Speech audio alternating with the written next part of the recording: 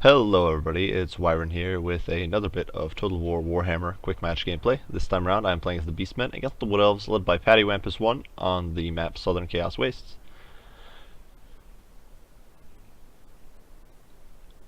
So right off the bat, of course, I wanted to give a shot to some of the new Chaos Regiments of Renown and see if I can make use of their abilities or their powers. So, of course, I'm running with Morgur, escorted by 2 Gorbals. Morgur, of course, coming in with Stave of Ruinous Corruption, as well as his standard Chaos Spawn ability. So fully kitted out. For my front line, I have 3 units of Ungors and 1 unit of Blackhorn's Ravagers, which is the new regiment of Renown Gore Herd.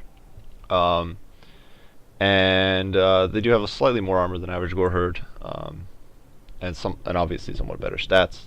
Mostly I just wanted to use them for... originally I was going to try to do Vanguard to play army. As you can see, the Cygor's already hurling rocks at the Glade Guard.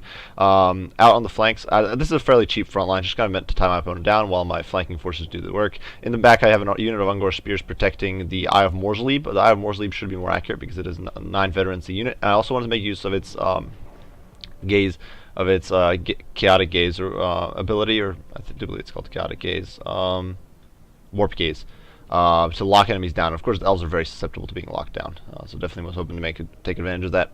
Then I have a unit of Centaurs with great weapons and a unit of Chaos Warhounds on each flank. On the left flank, it is the Regiment of Renown, Sons of Goros, who have a lot more armor.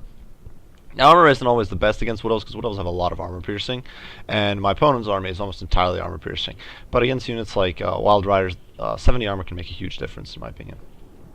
So for my opponent's army, he's running a Flying Goon squad of a Glady on a Eagle with Potion of Toughness, of course, Pranavan Threma, and Arrows of Kurnus. Somewhat surprisingly, also the ability that improves damage for the Eye of Kurnus as well, which is a little surprising. Spellslinger of Life with Earthblood, and a Forest Dragon. So definitely a bit of a terrifying Flying Goon squad.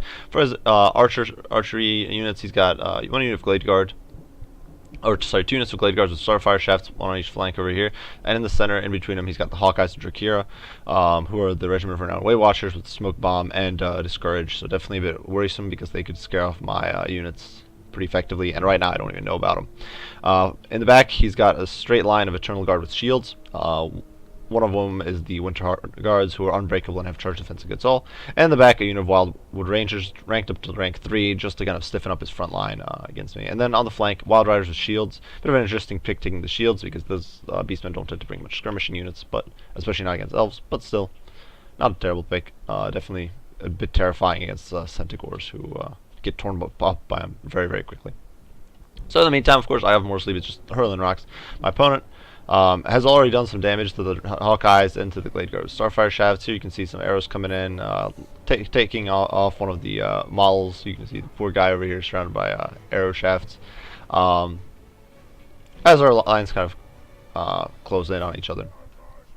My Ungors are still hidden, so I don't really feel obligated to push out. Just playing them cautiously for now.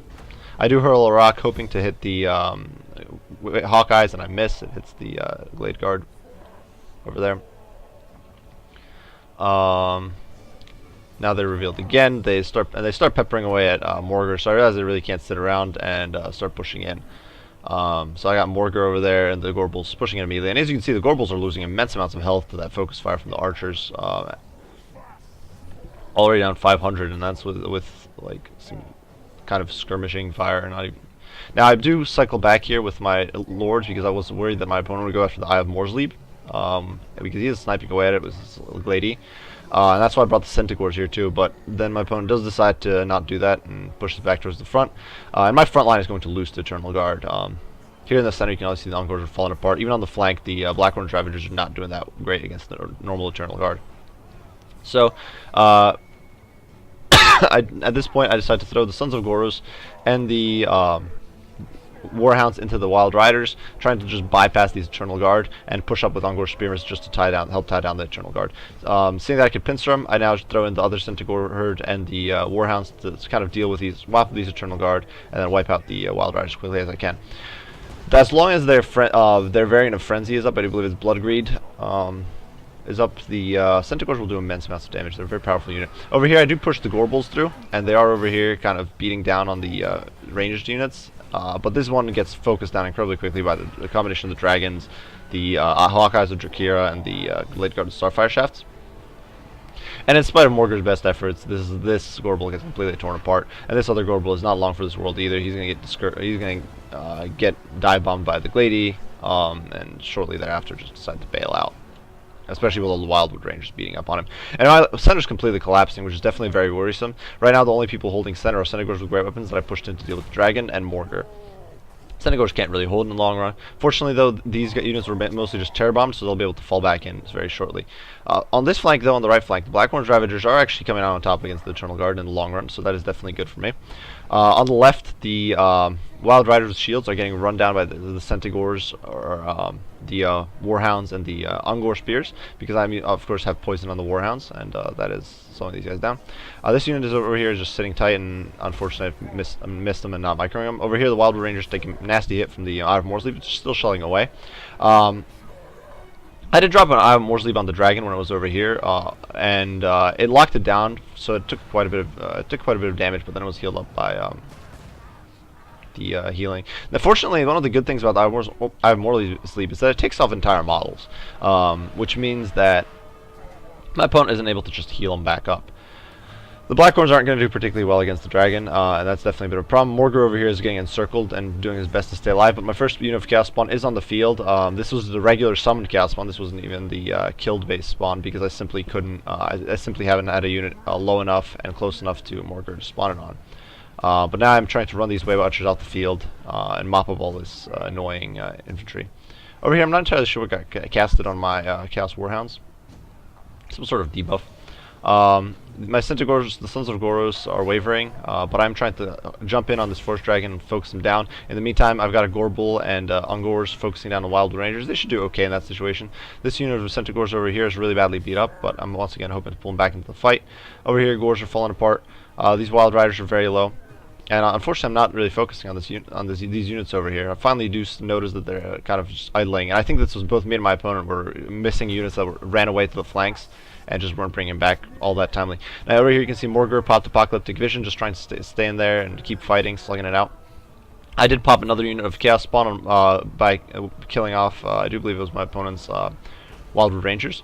And over here I have my Eye of Morsley starting shelling away at basically on top of Morgar's position, because Morgar's not going to take much damage from the artillery, but my opponent's units will. The Chaos Spawn are just falling apart. They're getting focused down by the archers, but that's okay. They were free.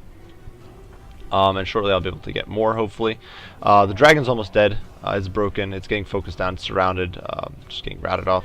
Over here, my Warhounds are kind of mopping up my opponent's units. They're jumped on these Eternal Guard. They actually don't do bad. They're small units, so they don't take it. They have to deal with bonus against large, and they dish out quite a bit of hurt. And Wild Riders without Frenzy are not going to do nearly as well against them. I actually leave them there, I guess, because I wasn't paying the best of attention. In the meantime, my Ungor Spears are kind of shuffling back as fast as they can. Same with these Ungors and Chaos Warhounds, once again sitting tight. I'm not really paying the best attention to them. Over here, though, I do manage to pile in on the One-Tart Guard and the Glady. Just trying to beat her down.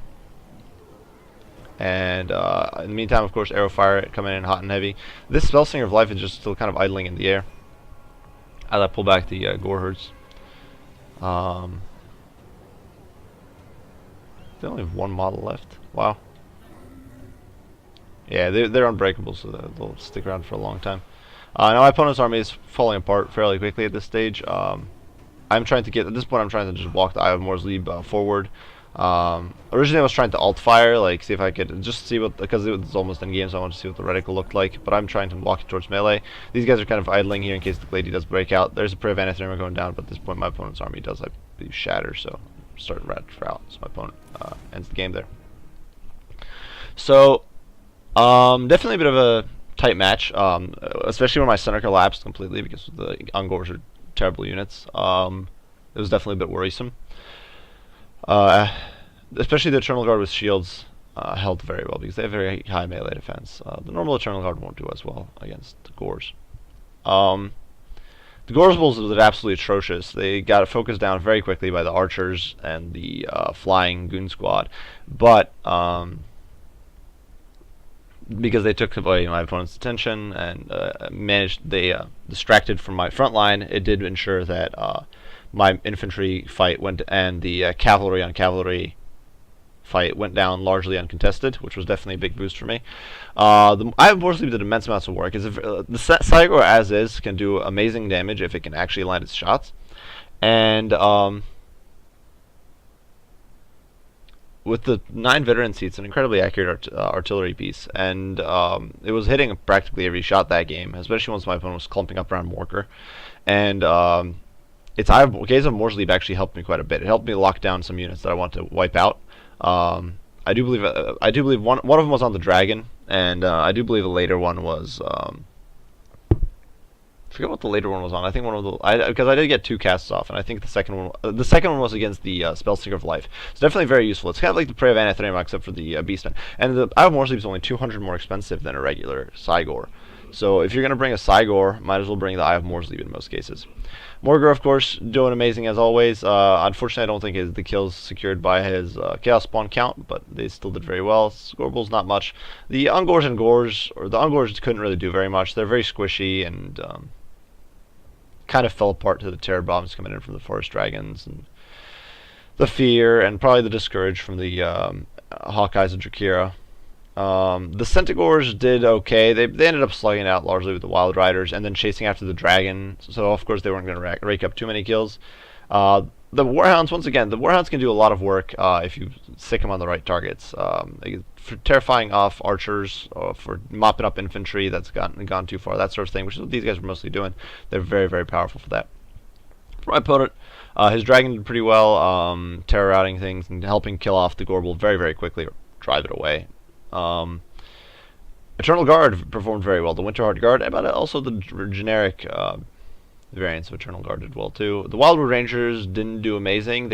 I focused them pretty hard with my Ungors, but they did practically wipe out Gorbel. That was mostly them, because the archers, of course, and the Glady with no armor piercing aren't doing as much damage. Glade Guard with Starfire Shafts, once again, a lot of the kill counts were low because of the focus fire. The Hawkeyes of Drakira I focused down very hard, so that was a unit I didn't want on the fields. Beastmen are very, very susceptible to fear and morale damage, and I just didn't want that. So the Eye of Morsleep was basically on them the whole game, until they were finally slaughtered by the spawn. Spellsinger, not much to say there, just there for the heals. Wild Riders didn't get much done because they got caught out by the Centaurs, but they definitely got more done than they could have because they did have the support of that Eternal Guard. So definitely tight match, good game to my opponent. I do hope you guys enjoyed this video. If you did, be sure to leave a like and subscribe down below. If you have any comments, criticism, any ideas on how I can make my videos better, do feel free to share those down in the comment section. I'll be sure to read them and respond as soon as I can. Once again, I appreciate you all for watching, and Wyvern out.